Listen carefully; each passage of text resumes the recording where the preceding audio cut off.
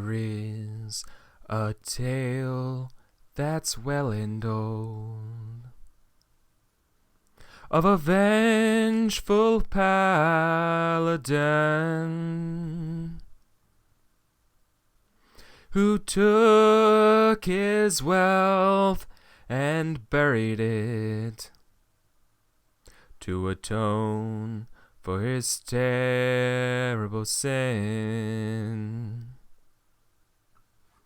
Our knight oversaw his lands and wood from a tower above his keep. But the things he has done for the greater good kept him from any sleep. Visions of the men he slew, the villages burned and razed. He earned no rest from his vengeful quest, only the bloody gold he was paid. And now, on his deathbed, he gave one last command to appease his pains. He took his gains and buried them across his land.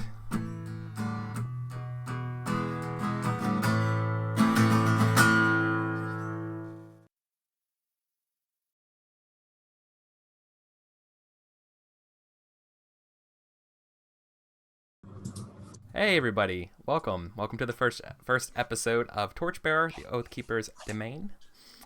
This is going to be a brand new, exciting game. I'm super hyped to GM for it. If you don't know who I am, I'm Eric. I'm EricVulgaris here on Twitter, Twitch, YouTube, and I'm a role-playing game streamer. I've been playing Torchbearer for a little bit now, and I've been getting really excited for it, and I was super excited to build another game to show off how much fun this game is. So, that being said, I'm just going to go around the table here, and let's introduce each other. See what's going on and that kind of stuff. So let's just go around clockwise here. So, Steven, how would you go first? Hi, everybody. I'm Steven, and I think that's kind of it. I play a lot of games. I play a lot of role-playing games. I love them a lot. I am between shows at the moment, but that's okay because I was very excited to join me some Torchbearer. I bought Torchbearer. At like my first PAX like 2 years ago when I met Adam Coble. and then I was like, and I haven't ever played it, so I'm really excited to finally get in on this bearing of torches action. Yes, there will be bears and there will be torches. Good. That's all. Yeah. Who's next? Cool. Naja. Hi, I am Nacho Tikor, aka Tristeray on the internet. You may know me from such shows as Misclick's D&D Prophecy, where I wield my trusty Heifer-Dex to great effect. I too bought Torchbearer a while ago. I bought it at Gen Con in 2015 and didn't crack it until this week, so I'm excited to finally use it. Yes. It's going to be exciting. And I am going to try by hook or by crook to get the most absurd character names into this game, and we'll see how long those characters last. Yes, we'll see. We might end up having to keep a death tally. That's fine. Yeah. All right, Andrew, you want to try? For this? So I'm Andrew. I'm in that Star Trek episode where people keep phasing in and out of existence, but like the internet version of that. I do a lot of like role-playing game streaming I don't run my own shows. I just show up on other people's. I'm just like you're the talent. Yeah, the talent. Yeah. Although I do occasionally also stream on my own channel, twitch.tv/actualfactual, where I paint miniatures and do other nerd stuff. Nice. And I'm excited to be here. Yeah, But I'm excited to have first you. First deaths? Most deaths? We starting a pool? What's the over/under on number of deaths? Yeah, Yeah. we'll see. We'll see how many people die in the wilderness. I'm probably gonna die first. I need to rein back my YOLO a bit for Torchbearer. No way. YOLO is all the way. You might be in for a treat then, because I've been playing Torchbearer on stream for a while now. I've been playing it with like people with Fake Alex Blue, who's here in chat. Shout out to you.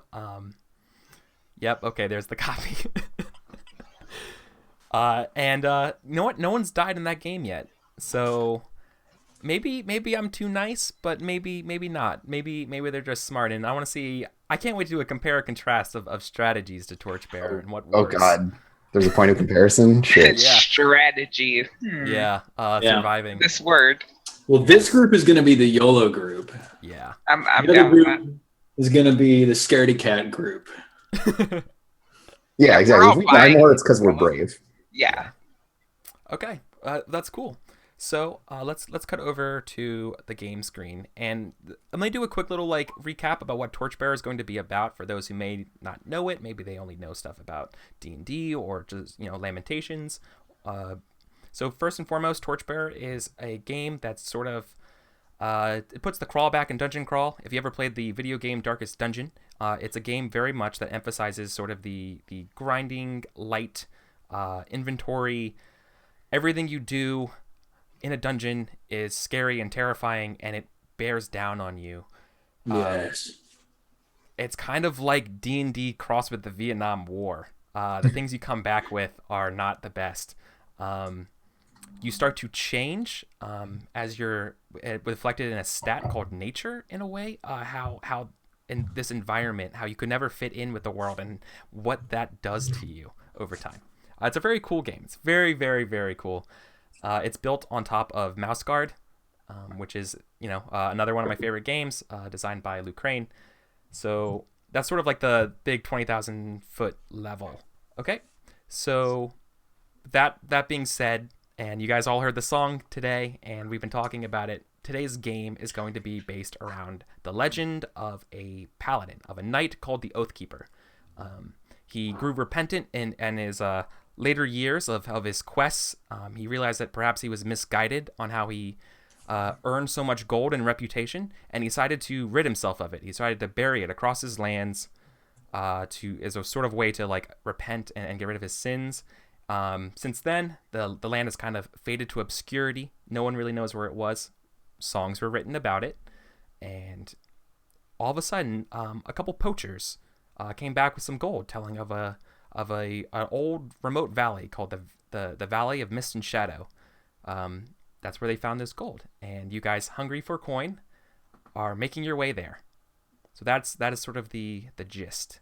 That's the premise. And with that, let's go ahead and start looking at our characters and what we're going to want to design here for the character generation process. Eric, just a quick question. Yes. You've seen these requests in chat to boost your mic volume. Oh yeah, no problem. This is actually happy quite to strange boost. because everybody else that I'm hearing sounds the same volume as you, but chat is saying that you're a little bit lower than the rest of us. I don't know. You know what? We'll never know what it is. Thank you for that, Andrew. Oh boy, yeah. Okay, let's see. That should probably help now. I boosted the gain by a significant amount. Okay. Did you write the song an hour ago, Eric? Yeah, I did. Damn, son. Props. Thank you. Okay. Andrew is judging us. Andrew's face is so judgy here. Now we've got two judging Andrews. Oh God. I'm not judging you guys.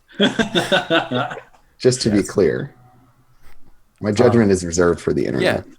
So let me quickly go over then while we're getting squared away and maybe thinking about what we're going to do for our characters. This game is going to be a skill pool based game. everything you do is going to be a skill roll of d6s versus a certain obstacle. You're going to be counting successes and trying to beat that obstacle. The way you have a success is by rolling a 4, 5, or 6 on a 6-sided die. So, for example, if you're running a test to scout ahead and make sure that you can find a trail safely, that might be an obstacle 3 test for the whole group. And if that's ob 3, for short, you call it ob whatever, then you're going to roll whatever number of dice based on different various factors here that you'll be gunning for, and you're trying to beat a 3. If you succeed, it happens. If you fail, as a GM, I have the opportunity to say that you succeed, but a twist occurs, or you incur a condition. This game doesn't have hit points, it has conditions. For example, you start out fresh and excited and gives you a boost to your rolls, and then you slowly grind and become hungry and thirsty, exhausted, angry, afraid, injured, and eventually dead. So there's a lot of that kind of stuff going on. All right, I want to go ahead though and open it up. What are we kind of thinking for characters and that kind of stuff? Because character generation should be done in a group, so I wanted to do this together on stream. What are we thinking? Cool. So I'm curious, like,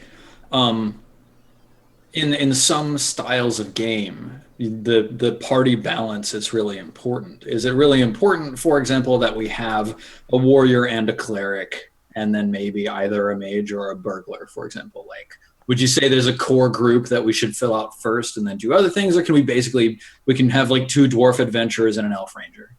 No, you can certainly do the latter there. The game actually makes sure that the group has a sort of compatible. They work well in harmony by making sure that one person can select only one type of skill at the end. It's called a specialization skill, and that sort of works with the party cohesion. So only one person can take that skill, and that would be kind of your thing for the group. This game is less like class ability based and more skill based.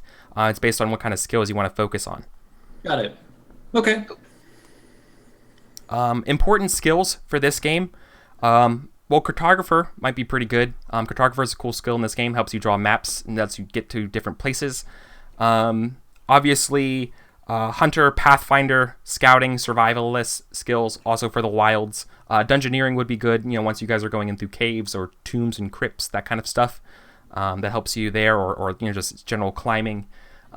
Sailing could be useful if you guys want to go that route here. There are rivers.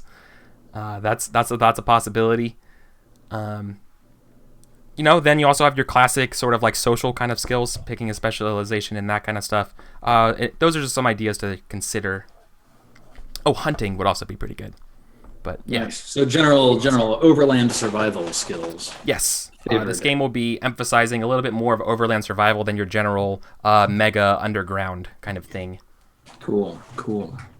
Well, like, do either of y'all have a preference as for what y'all were hoping to play? Nadja, what about you? I told Eric before everyone else joined the call, but my one restriction is that I am not casting any spells. Oh, well, that's okay. Declined. I can deal with that. I'm thinking dwarf, but I am open to anything that does not. No cleric, no mage, I think it is. Is a mage in this game? Wizard? Yes, yeah. There is. There's a human magician, as well as the elven ranger can cast spells. Yeah, because it's like first edition D&D where elves and wizards both get magic. Yes, exactly. Well, I kind of want to be a pirate wizard, since Eric mentioned. Yeah. Do we want to like? Does anyone else want to also be a pirate? I will totally be a dwarven pirate. Okay, awesome. Yeah, we are absolutely pirates. Then I'll be a human cleric pirate then. Awesome. Yeah, okay. Yeah, some sort of worshiper of the god of the depths. Oh hell yeah! Seems all of my spells are tentacle spells. Yep. Okay, yeah, I went ahead and boosted my stuff, and now I'm twice as loud. Good job. Oh, too much boost. To compete with. It's such a sultry. There. Voice.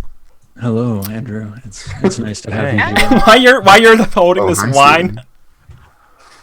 Yeah, I guess we're actually playing Eleanor. Surprise! We're not playing Torchbearer. I'll just do this. Yeah. Okay. So instead of having classes and races as we're starting to see, we are actually playing. You have a stock, which is your dwarven adventurer, your elven ranger, your halfling burglar, your human cleric, your human magician, your human warrior. So once we have all of that stuff squared away, go ahead and start distributing your raw abilities. In this game, it's will and health, and we'll worry about nature in a little bit. How many points do we get again? How many points you get is dependent on your stock. So as a You human, distribute 8 points generally. So you're going to be you're a magician, Andrew. yes. You distribute 8 points between will and health. Neither stat may have a rating lower than 2 or higher than 6. great. Will 5, health 3 seems like a good spread. What does will do for us? Will is an attribute that will help you with a lot of mental conditions. So for example, when you're angry, to remove the angry test, you could basically have to will yourself out of it. Nice. And health is like resisting physical affliction, like hunger and... Correct. Okay. Yeah, that's your fortitude and your will, essentially. Cool. Yeah, health 6, will 2. Do I make will tests to cast spells? No, you'll be using your skill to cast spells. There is a specific skill called Ritual for casting cleric spells. Cool. Deal. And I have a skill list handout that could help you as a reference for what each skill does, what's sort of present in those domains. Okay, cool. Cool. So once we have all that squared away, every stock gets a sort of preset number of skills. For example, the human magician would get Arcanist, Lore Master, Alchemist, Cartographer, and Scholar at various levels as prescribed in the book. So we're going to have to go ahead and do all that kind of stuff. Okay. All right. Oh my gosh. Got my special limited edition character sheet of Torchbearer falling out of the book all over the Oh no. So much swag. So much Out of swag. control. Juhanian is saying you need will to memorize spells. Yes. Therefore, I should probably not be 6'2". Unless you want to just be a hilariously inept. player. Yeah, I thought that's kind of what you were going for there, but Well, yeah. if will is like a core cleric stat, then I'll probably go with 4 and 4. Okay. All right. So then, what do I have here? Ritualist 4, Theologian 3. Cool. In general, your health and will, if you do not have a skill, skills have what's called a root ability. You would be using that instead. And you'd be rolling that, only the difficulty of whatever you're doing is basically twice as hard. Is it me or does this character sheet omit laborer? There I should do be a not bunch of see skills that labor. don't show up on the sheet and that you can just add using the button at the bottom. Okay. I just wanted to make Yeah. sure that I wasn't like blind and missing No, it. it omits it, which sucks because spoilers, labor is a really good skill. Yeah. I got Laborer and rank peasant 2. are really good skills. And you're a dwarf, so get to work. I know how to pick stuff up and put it down. Yeah.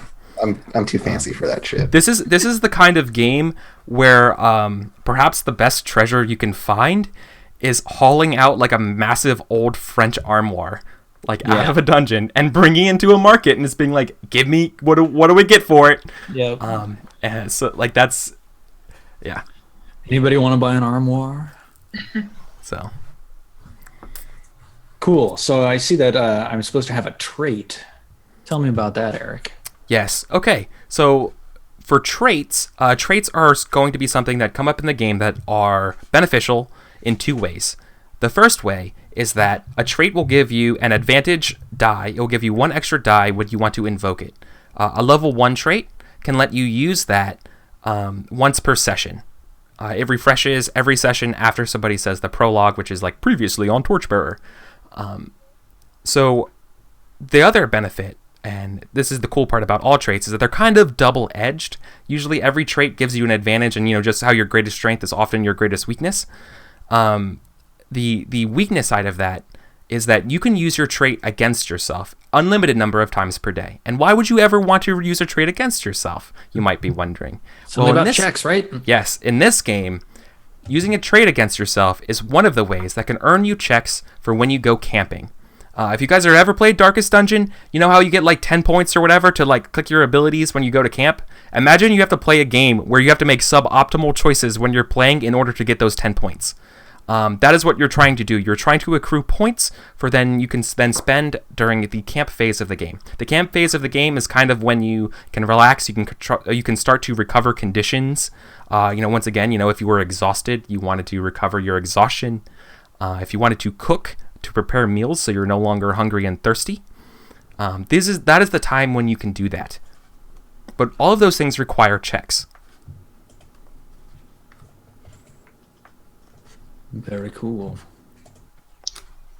So I get a trait automatically. Do I get that at rank 1, or is that something that's figured out when we finalize? No, you'll figure it out when it's finalized, but go ahead and write it down because your traits can change through character creation.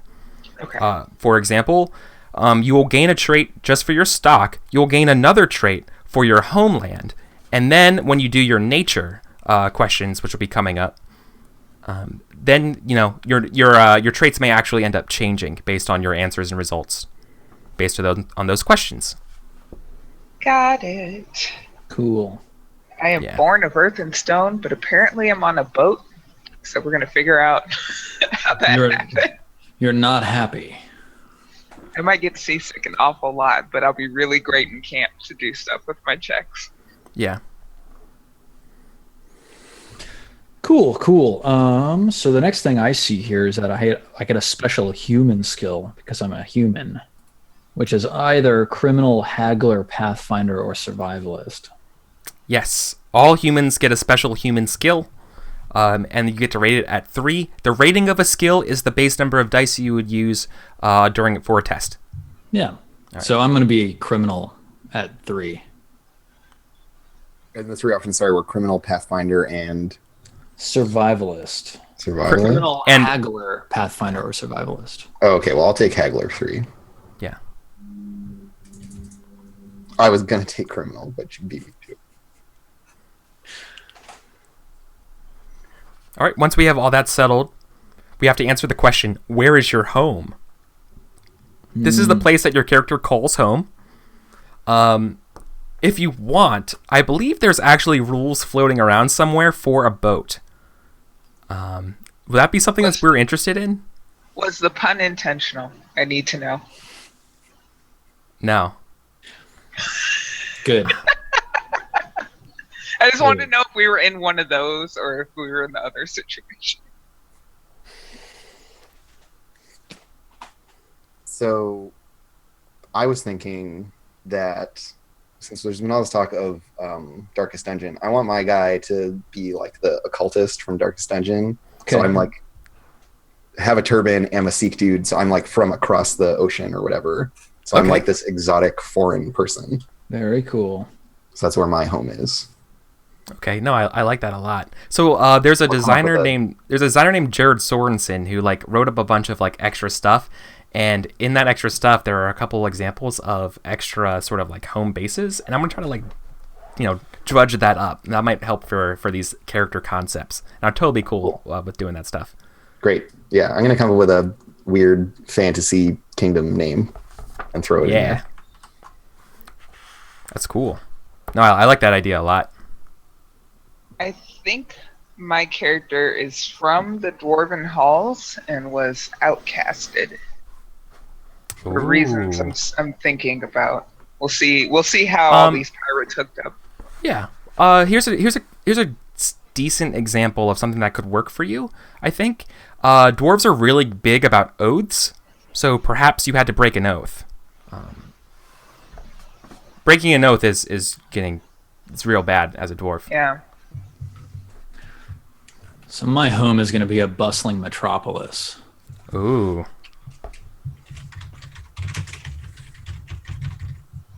And then that gives me Sailor level 2 and Jaded. Sailor is not on the list. Womp. think I'm going to take... Yeah, it's a very rare skill to take in a regular Torchbearer, but so it goes. I think I'm going to take Labor again and bump that up to 4. Okay. And then I can be either Cunning or Fiery. Both seem suitable to a dwarf who forced into exile and became a pirate. Yeah, I feel like I always play the fiery character, so I should just lean into my own tendencies. Go with that. I like that idea. When you know how you're typecast, you can support it. I'm trying to see if I can quickly find that thing. I downloaded it at one point. I'm trying to see if I have it somewhere. Ah, here we go. Also just like makes Yeah, totally. But I think I found some stuff. Okay, so you want to be like from sort of like an outsider. Yeah, place? from like a land that is like here be wizards and desert weirdness. And I'm imagining this is just because like as pirates, you know you go all over the place and like all sea is a very cosmopolitan community. Yeah. There's Fishing Village. Let's see if we can find something.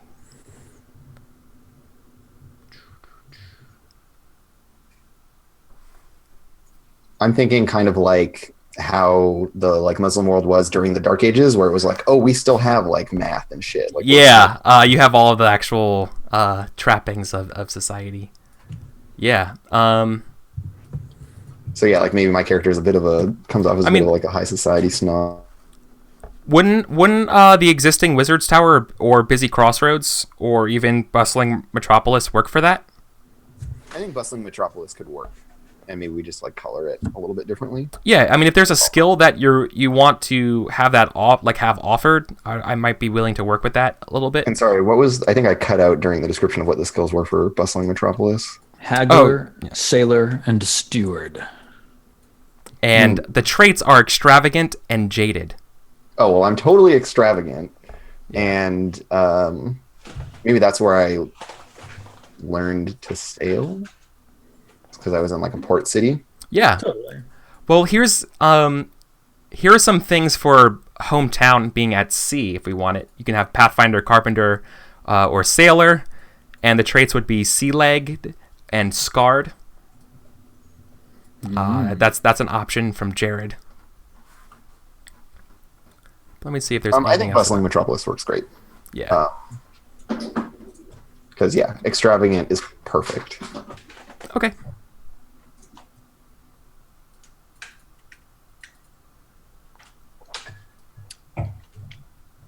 Like if I was thinking maybe replacing one of those skills, maybe perhaps like Steward could be like mentor if you're like about math and teaching. That might work for you. Otherwise, I think that would be smart too. Yeah. That might be kind of mentor cool. instead of sailor. Yeah, instead of choose one of those to remove. Maybe instead of Haggler or instead of I was thinking instead of Steward, because that's sort of along Instead the line. Steward, there's mentor. Oh, and do we get all three of those skills? Only one. Oh, you choose one. Okay, well I'll choose mentor instead of sailor. Maybe I'm like actually bad at sailing. I like that. I was not Maybe you were, involved in like- the running of the ship. Like a yachter. And then you were like, oh, whatever, I'm going to be a pirate now. And I'm like the ship's doctor, right? Where it's like, oh yeah, they're part of the crew, but like they don't actually do anything. They don't touch the sails. Yeah. so is this the cleric's boat? I think yeah, Steven should totally be the captain. Deal. Like Seems to be I'm the only imagining one it that- as the like mad. Oh yeah. Worshipping. No, this is real. We're getting real Metalocalypse here, guys. So you guys have a I'm not sure though we're gonna have a boat only because of the premise of Torchbearer. Something happened to the boat, and maybe this is the reason why you guys are adventuring to get a new boat. Sure. To get a We new need a boat. new boat. Yeah. You guys are the riffraff of society. You could never cut it anywhere else. You're not an esteemed. Maybe you got kicked out of the academy, Andrew. Something like that. Whether by trick or by deed. Yeah. Some quirk of life. It left you destitute. and this is your way of making money now. So Well, it's probably like this is the second time this has happened to all of us, where it's like we started out, then something went wrong, we became pirates, and then that went wrong. Now we're adventurers. It's like the absolute bottom. I like the hierarchy of social classes that pirates is above adventurer. Oh, totally. Of course. At least you get to Pirates be on have the a ocean. boat. They own capital. Come on now. Yeah, they're trying. The Pirates Guild, man. They're working on a guild already. They're occasionally endorsed by the government. You know? Yeah, definitely. Okay, I dig that. Cool. So once we have our homes and everything like that, do we grab our social graces? Yeah, and once again, chat and everybody watching, I'm sorry. I apologize for Andrew's camera just going nuts. There's nothing we can do about it. It's just Andrew has this weird, It's connection. like, I use the same application every week to do all the other shows, and today it's just like, nope, screw you. Yeah. All right. Well, I think I'm going to have to be either manipulator or orator. Yes. Orator is good for a captain, I feel like. Yeah. Orator is the Right. only skill you can use to convince groups. I'm going to be an orator. I think I'm probably haggler because I don't have the tact to do any of the other three. Cool. All right, I'm going to be a manipulator for sure. Sure. And maybe I will drop my 3 points I put into Haggler and put them into something else because it was criminal something or other. Criminal, criminal haggler, Pathfinder, survivalist. Okay. Yeah. Maybe I'll do Pathfinder, and it's like navigation. Yeah. And I'll be the cartographer for sure. 'Cause Cool. I'm all about like Cool. stars. Stars. Yeah. Okay. Okay, he looks like the aliens guy. from I the know. History That's what I'm Channel. saying. All about stars. Yeah. So Andrew. Yeah. So once again, apologies for the cameras. Really, nothing we can do about it. Andrew's clones keep dying. Then he returns. Oh, it's running. Yeah. Well, I mean, it's okay as long as we can Perks of keep being a playing. Cylon. We're getting some really great freeze frames though. So Yes. It is really That's great. what's important. So we're supposed to be choosing our specialty, right? Yeah, Each and player chooses a unique specialty. No two players in your group can have the same specialty. I want to be an Arcanist, which I assume is the wizarding skill. that does not exist for the specialty. Yeah, you can't choose Arcanist. Oh, I see. This is what I was talking about a little bit earlier today when we were getting started. This is Luke's way of making sure that bases are covered and somebody has the right skill for the right thing, and not everybody's, you avoid too many chefs in the kitchen, too many cooks, right? Okay, well, you two choose your specialties, and then I'll try to figure out something that makes sense. But if cartographer is on the list or whatever, then I think that's mine. Yeah, it's Cartographer is, yeah. I think I'm going to bump orator up to 3. Cool. okay. Yep. And I'm Keep- trying to decide between criminal, dungeoneer, or scavenger. They are all very good. Keep in mind that the maximum rank you can have or rating you can have in a skill is 4, starting out. Yeah. Learning skills is very easy in Torchbearer. To learn a skill, you just have to use it. It's like playing Skyrim. I think I'm a scavenger. I think I'm a bottom feeder kind of person. Cool. An angry dwarven bottom feeder. I love it. I love that you got kicked out. You are a punk rock dwarf. Kicked out and pissed about it. Awesome. Now I'm on a boat with these crazy people. The bottom has plenty of food, my child. One of the next parts is wises in this game. Wises are really cool because wises allow you to help characters and avoid the problems and consequences when they inevitably go wrong. The classic example is, oh, you don't want to climb that way. That's not how you climb at all. And watching your friend fall and get injured falling down while you gave him the die to help him or her. you're fine waving from above, like, yeah, I told you so, right? You're okay. You're like, put your hand here, you idiot. Exactly. So wises are really cool. Also, if you ever wanted to learn a language for like a monster or something like that, you can take a wise in that like that type of person or that type of tribe, and then if you're goblin wise, you can converse with goblins. That kind of stuff. Oh, interesting. That's fun. Yep. Can I take like night wise? Are you a human? Yes. I don't think you can take. I think Nightwise might be a little bit too much. All right. No, it's close. I know you've played these games before. I'm just playing the game, man. Yeah. Does the Oathkeeper have any sort of specific group that he was purported to belong to? Yeah. Any like faction?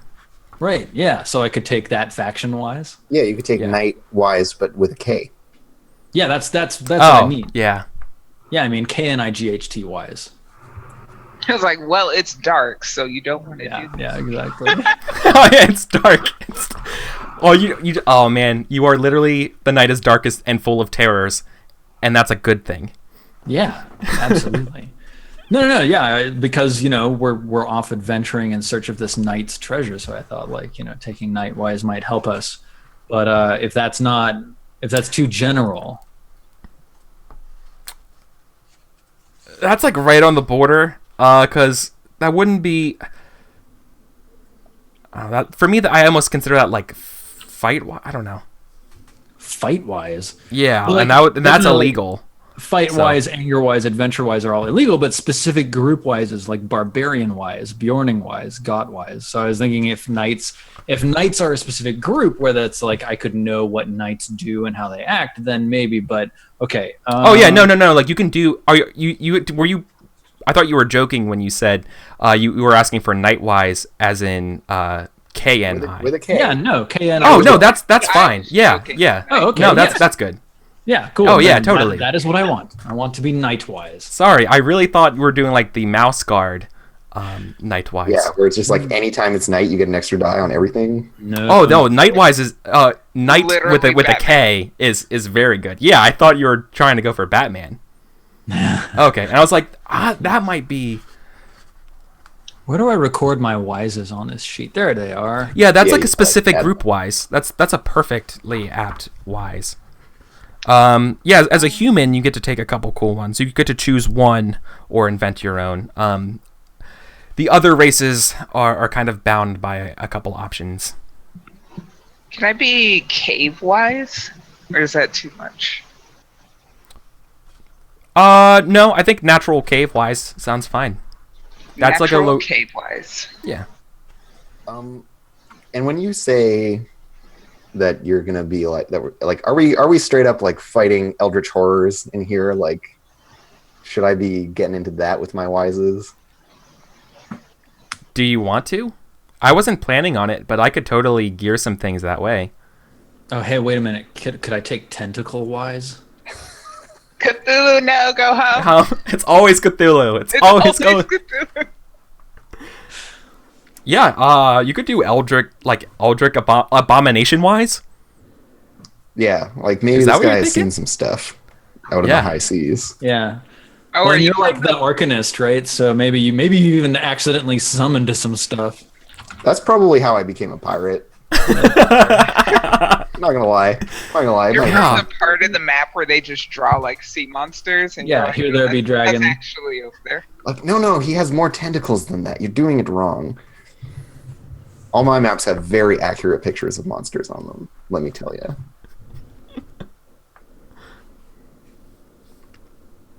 Very well. Cool. Okay. We have our wises ready to go. Yes. Yeah. Yeah. So I'm thinking my nature here, as I see, is human, and my descriptors are boasting, demanding, and running. Yes. You're very good at being like, hey, give me what I want. No? Okay, bye. And surviving. So. Where do we put nature on here? There's a place for nature descriptors just under abilities. Yes. Aha! There we go. Now, Nice. is that running in the sense specifically of running away, or is it just running, like It's or from? To or from. Okay, cool. Yes. And sorry, it's demanding, running, and Boasting. boasting. That's the other one. And I've got avenging, crafting, or I'm sorry, delving, crafting, and avenging a grudge. Yeah. Nice. And Trist, Alex brings up a really good point about you may or may not realize what you're doing by adding that extra trait.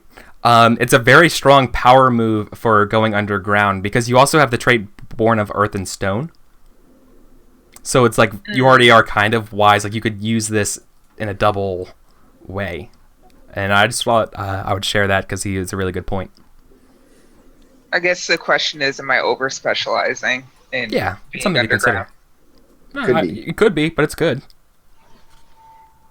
Is it possible to over specialize in being underground? I mean, maybe not in Dwarven society. Yeah. Would if you've grown up, here's something I would want to. I would be willing to talk this over with you guys. Just you have to answer this honestly. If you grew up around the shore, would it make more sense for your nature to be swimming instead of running? Or just as sea dogs. I think Yeah, swimming if you instead of guys are, running is if good. you're a sea dog, exactly. I would be willing to do that if you are also willing to definitely play up the part that, like, yeah, you grew up around the water and that kind of stuff, right? I don't know. I feel like my character is a running type. Yeah. Even though he's a captain, he's probably a captain who never really learned how to swim. That makes sense too. Yeah. Okay. Yeah. I'll take swimming instead Yeah. of Like if you were, slightly tweaking nature is something you really want to be careful with in this game. Actually, you know what? Yeah, let's not fuck with it. You're right. But it's a good way of if we're primarily human, if we wanted a little bit of like changing of natures based on cultural stuff, swimming. I Then could swimming could see make sense, my guy there, right? maybe Or sailing. stepping Right. Yeah. Boasting for something that is more like highbrow. Like Like, if still- Still shitty, but just in a different way, like recoloring it a little bit. Yeah. Like, something I could think of would be, if you really wanted to be like the pirate, it would be like swimming, pillaging, and something else, right? But, What if I take, like if you're like a barbarian. Can I take armor wise? Yeah. Yeah, and anytime anyone needs to use the armor or skill, you can help them out with wises. Yeah, because you're humans and you don't know how to make armor. What Regardless need of have we for armor when we have the But, gods on our side? But, yeah, I just want to say, though, giving up running is scary, because running can be super good. Okay. Are we ready to answer some of these nature questions? I'm ready. Yes. Awesome. Okay, I'm going to go in order. So, Trist, you'll be first, because the dwarf comes first here. We don't have an elf. If your kin are slain and their halls are plundered, would you spend your life plotting and exacting revenge, or would you tally your losses and move on to greater challenges? Revenge. Increase Yes. increase your nature by Fuck 1. those guys. Yes. So do I start Because you got to get revenge on Cthulhu. It's always his fault. Yeah, what's the starting number? Oh, I'm sorry. The starting number is 3. Everyone's starting nature is 3. So I'm at 4 now. And this is our max nature. Yes. Well, both numbers will start the same initially. But yeah. Yes. Got it. Would you plunge ever deeper into the bones of the earth looking for treasures untold, or do you fear what you would uncover should you dig too deep? I would take the plunge.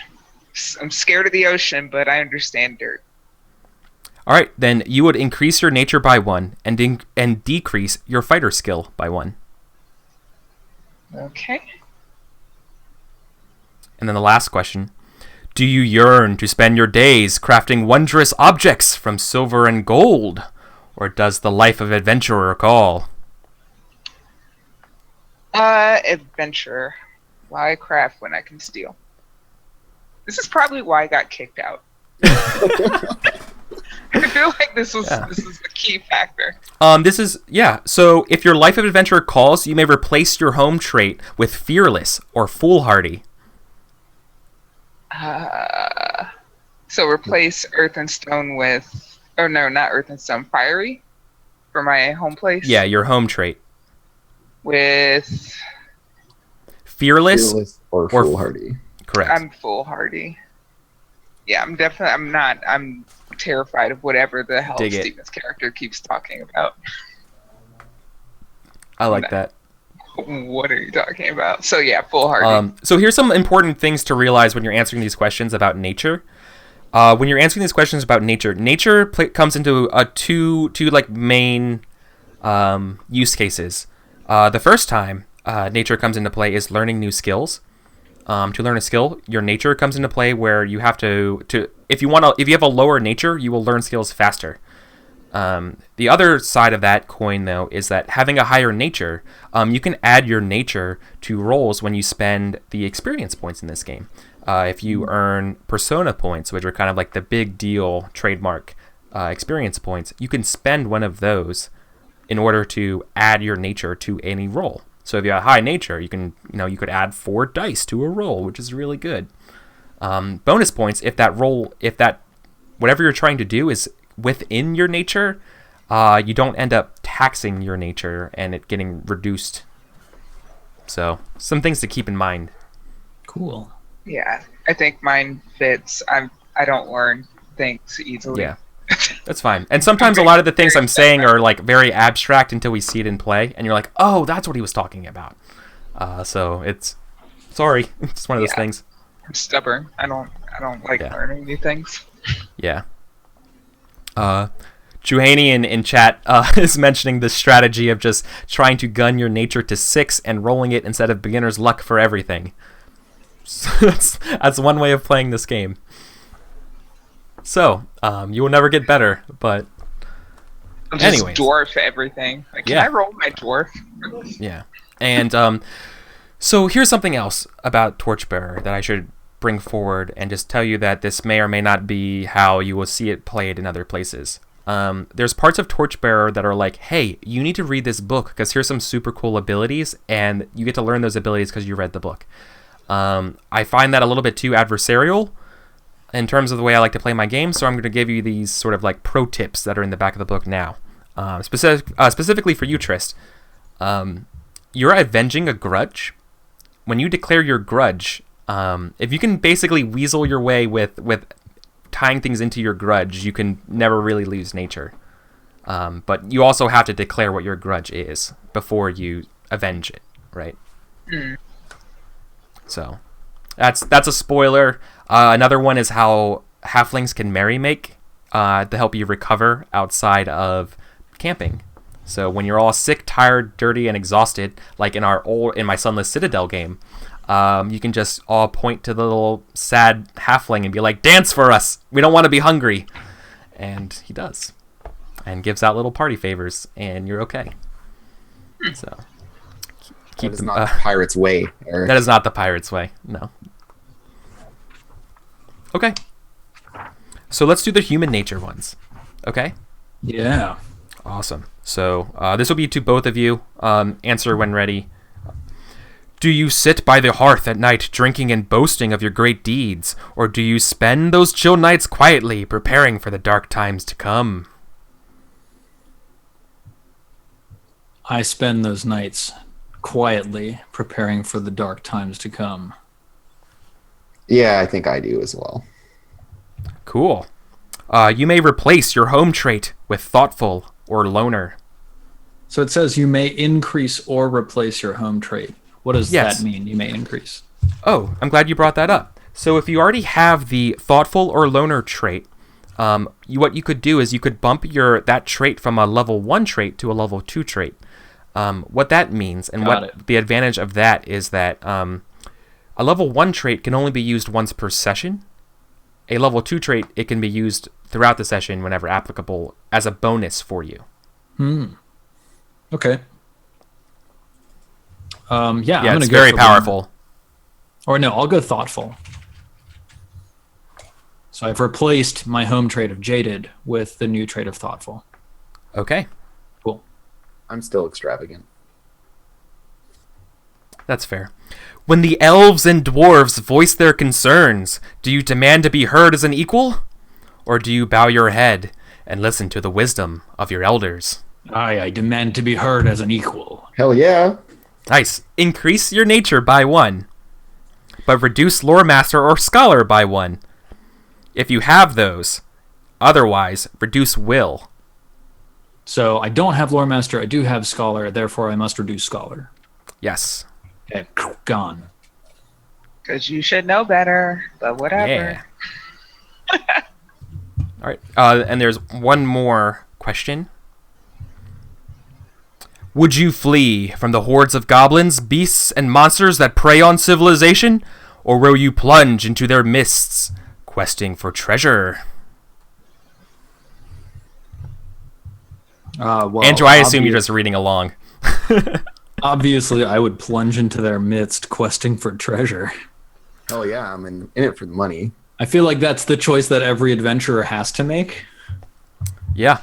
Because obvious reasons. Okay. Yeah, so I may replace or increase your home traits with Brave, Foolhardy, or Defender, but no, I'm gonna stay thoughtful. Yeah. It could be those circumstances. I was thinking about what you just said there, and it could be that you're an adventurer not by choice. This is just your end result, right? So it could just been like, oh, I don't want to do this. I'm so scared. True. But yeah, so if you do not fear it, you may replace or increase your home trait with Brave, Foolhardy, or Defender. Actually, you know what? I think I fear it. I think I got the fear in me because I know too much. I know I should be afraid. Yeah. So my nature just doesn't go up? Yeah. Okay, cool. If you make the other choice, the GM just ends the campaign and says, like, thank you for playing. Good game. Cool. There's one more thing to do before we take our first break here, and it's going to be circles and relationships. Then we can kind of just finish up with equipment and that kind of stuff, and then work on our beliefs, instincts, and goals. So, circles and relationships. This game is really cool because instead of, if you guys are familiar with sort of like kind of what we're doing with Stars Without Number, like culture role kind of things, it's built on circles. If you played Burning Wheel, it's the same thing. Circles can help you find useful people when they're around. And one of the ways you get useful people is by having relationships with people. So, everyone's circles will start at 1, and then we're going to be adjusting it based on the answers to these questions. Do you have friends who enjoy your occasional visits, or are you a loner, tough and cool? Tough and cool. I have friends who enjoy my occasional visits. I think I have different friends that I drink with and gripe about the crazy humans that I adventure with. I think I have also different friends who look forward to my guidance when I return home. Ooh. Yeah.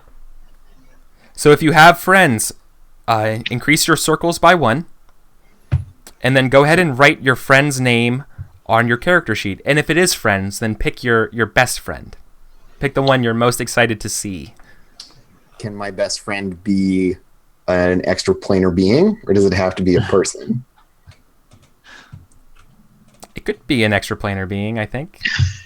Yeah, so I have like this imp named Melphagor. Yes. Nice. Who I hang out with. We're homies.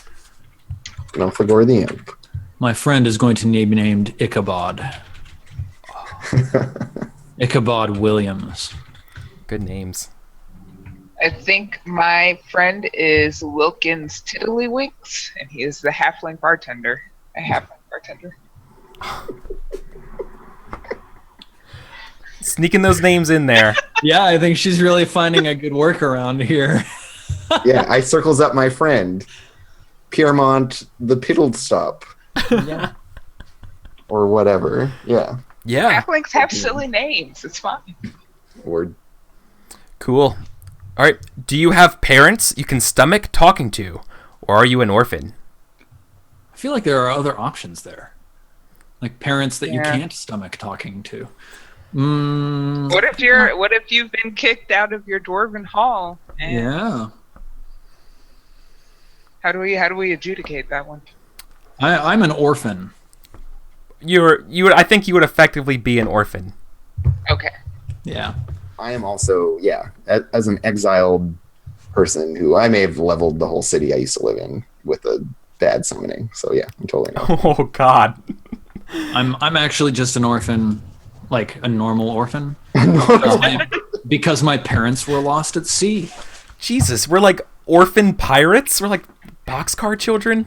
Fantasy. I mean, you don't get to piracy with like a healthy, normal childhood. Yeah, exactly. Yeah. So is this like on my neck? Yeah. I guess I have some sort of like You keep a keepsake from your parents, I or have, maybe like, your clan. an arm torque from my dad, but I wear it around my neck as like a necklace. Ooh.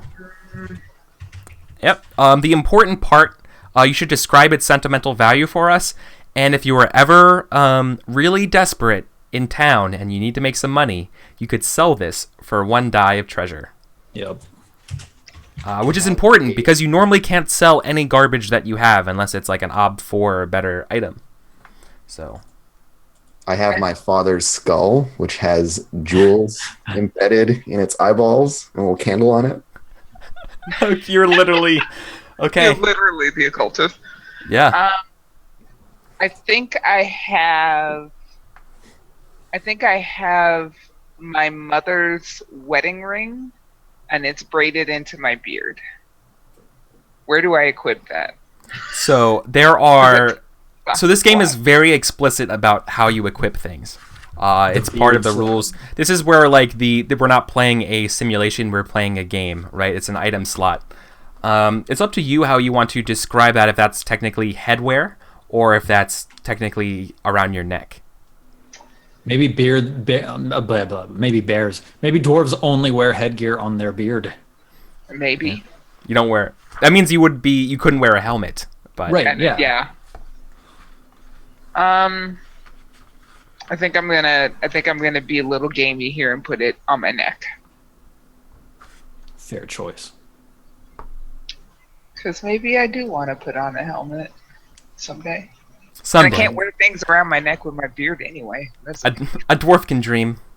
Mine's on my belt instead of a pouch. It's my father's skull.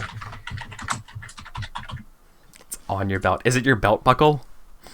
No, it's like hanging off the side as part of this. Like it has a bunch of other stuff on. Is it like a shrunken head? Or is it like a skull that's like, you know, like just an actual skull and kind of like a bag with gems in its eye sockets and a candle on it. Okay. And it's on like this big like beaded like little rope thing around the waist. I like it. I think I'm super interested in it, but I'm thoroughly convinced it will curse me. So it kind of reminds me of like a church like censer, or right? Is that what it's called with the incense? Yeah. Mm-hmm. a sensor. Yeah. Cool. Okay. So we have parents. Do we have a mentor, or do you make it through on your own in this rough life? I have a mentor. I probably don't. I carry stuff for humans. I don't have a mentor. Melfagor the Imp is my mentor, and I'm going to have a different friend that is actually more suitable. So the Imp teaches me about magic. I don't think I have a mentor. I think I'm kind of making up my religion as I go along. So that means that instead I have a pouch of cash worth 2 die of treasure. And I guess that's going to be like a belt pouch. Yep. It takes 1 spot on your inventory. Okay. So I'm really, the last part here after mentor is an enemy. And then I also want to talk to Steven a little bit about his faith and what his faith means to him, how he kind of found it going forward. But maybe we'll do that after break. Okay.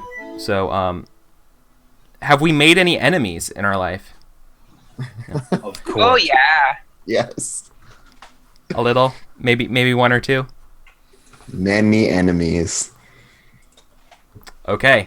Well, I mean, we've made enemies, but you're gonna have to pick the most notable one here. My favorite enemy? Your favorite enemy. Note your enemy's name on the character sheet. Choose a class and stock for your enemy. Okay, my enemy is going to be named Ursula. The Underwitch. Right? Ursula Kyrie. Yeah. And I think she's probably like the human cleric of some competing faith that I maybe turned my back on. Ooh. Oh, I like that. Question. If my enemy is a dwarf, does that mean that they're necessarily an adventurer, or can I break those class stock things for an enemy? No, you can't break that. There would be an adventurer. That's their skills, but they could be something else as you describe them. I would be willing to like bend them, but just write adventurer for now. But this is why dwarves don't really leave their mountain homes unless they are an adventurer or maybe an oathbreaker like you. I see. Okay, my enemy is my brother, Beauregard Underbeard. Oh, is he going? Oh. And he is a sanctimonious prig, and never liked him anyway. And if I catch him in the street, I'm gonna kick the shit out of him. Is he looking for you? Is that the idea? Does he want to bring you back? What kind of brother is he? Is he the kind of brother who like he wants to kill you kind of brother? He sounds like a fop. Yeah. He's very all about the crafting and like good workmanship and not stealing, and I brought a lot of shame on the family when I got kicked out. So I think he would just rather never see me again, and the feeling is mutual. Okay, it's just real. Okay. Just there's a lot of enmity there. Yeah. That's why he's my enemy. Yeah. So it's not like he's like hunting you down or anything like that. It's just should you ever cross paths. Yeah. Got it. I will probably attack him. Yeah, you will definitely step. I understand. Cool. My enemy is Callahan the Debt Collector. I think that pretty much spells it out for you. Yep. Yeah. Makes it pretty clear. I wonder if Callahan might be the one who sold you the boat. It's something like that. It's just like he sold you the boat by way of collecting his debts. Yeah, right. And now he's buy this cursed boat. Yep. Yeah. He's also he's oh my god, he's Callahan. He's boat merchant, debt collector extraordinaire, loan shark. Yeah, and he totally sold us a cursed ship. Yeah. And then aims to collect on we haven't been able to pay it off. We hadn't paid it off yet because we were gonna go make the money doing pirate stuff. So he repoed your ship? It's cursed by nature of the holes he drilled in the hull before letting us sail in it. He. Right. I'm convinced that it was like a magically cursed ship, even if that's not true. And he sold it to us knowing that it wasn't great, and then knew that he would be able to just collect on the debt. Maybe it was some sort of like insurance fraud on his side. Basically, yeah. That sounds perfect. That's exactly what people in Civilization would do. That's what gives humans such a bad name. Awesome. Hucksters. Cool. So we are at 1:10, so I think it's about time for us to go to a break. We're going our first break here at 5 minutes. Maybe we'll work on grabbing our inventory stuff while we're over break, picking that stuff, and then we'll pick up and do our alignment and belief instincts and goals, and then maybe even get to some adventuring. So amazing. Awesome. Cool guys. Yeah. Awesome. So we're gonna jump over to our first break and see you guys in a little bit.